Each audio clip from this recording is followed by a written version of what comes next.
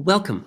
In this lesson, we're going to learn how easy it is to find trig functions if we know where the angle hits the unit circle. The unit circle.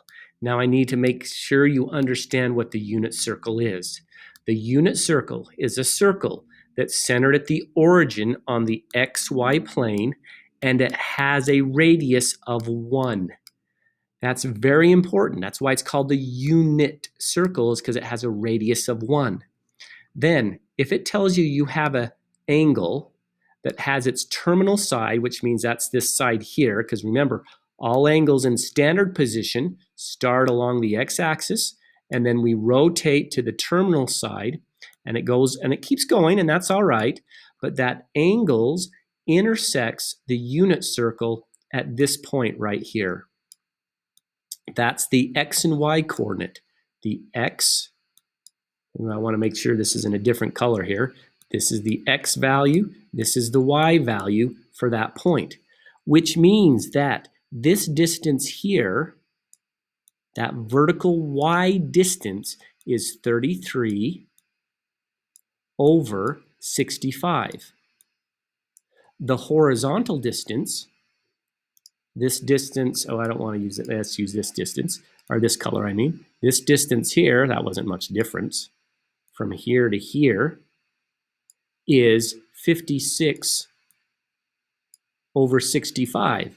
And I have no clue why I wrote 36. That's supposed to be a 56. 56 over 35. Now, when we go and look at this and ask for the cosine of the angle, what's nice is cosine, remember, it's adjacent over hypotenuse. Cosine is adjacent over hypotenuse. So if you need to go back and remember or review that, do so. But the adjacent side of this right triangle, if we use this point as the one vertex, the adjacent side is 56 over 65, and the hypotenuse is 1. So what's 56 over 65 over 1? Well, it's 56 over 65. In other words, it's just the x value. So the cosine of an angle is actually equal to just the x value of the point on the unit circle. So all I had to do was type in 56 over 65. If it had asked for the sine is the, remember, sine is the opposite over the hypotenuse. Well, again, what's the hypotenuse? The hypotenuse is 1. So it'd just be the y value. Sine is y. The sine of an angle is equal to just the y value as long as we're looking at the point that's on the unit circle.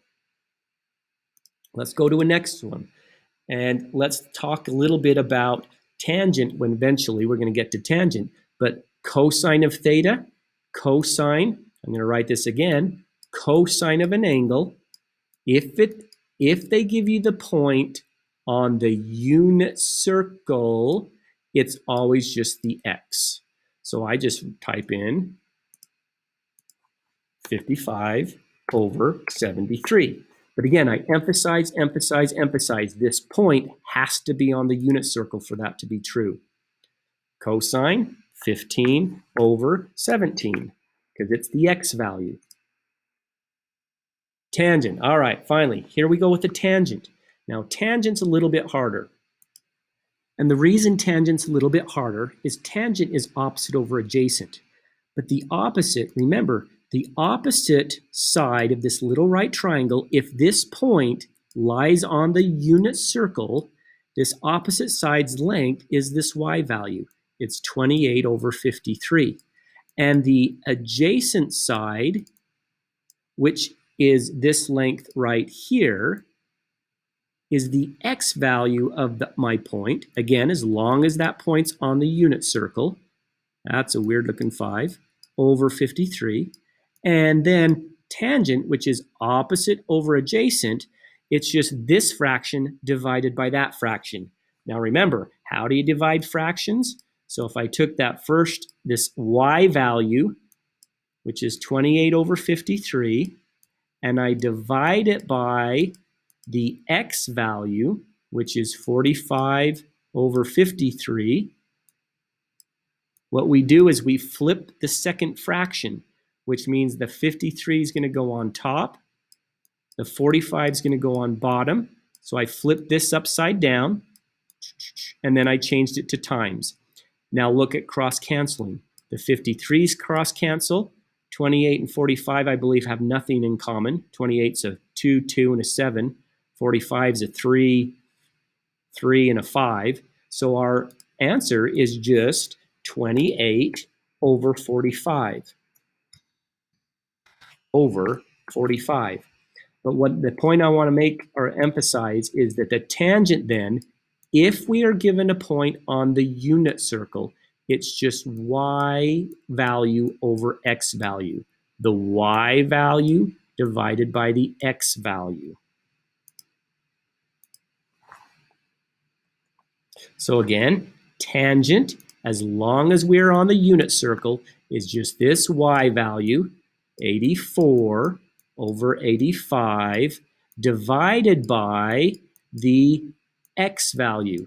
Now I put a time symbol. That's not supposed to be an x. That's a time symbol. I'm going to flip that fraction upside down, because what do we do when we divide by a fraction? We flip the fraction upside down and multiply. I'm dividing by the x. The x is the one I flip upside down. 85's cancel.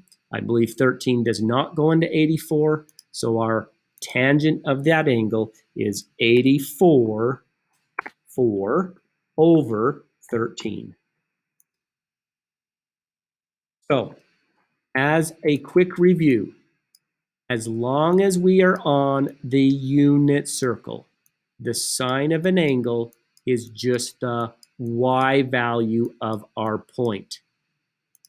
The cosine of an angle is just the x value of our point. And the tangent of an angle is just the y value divided by the x value, y over x. If you have any questions, please bring them to class and I will explain it again.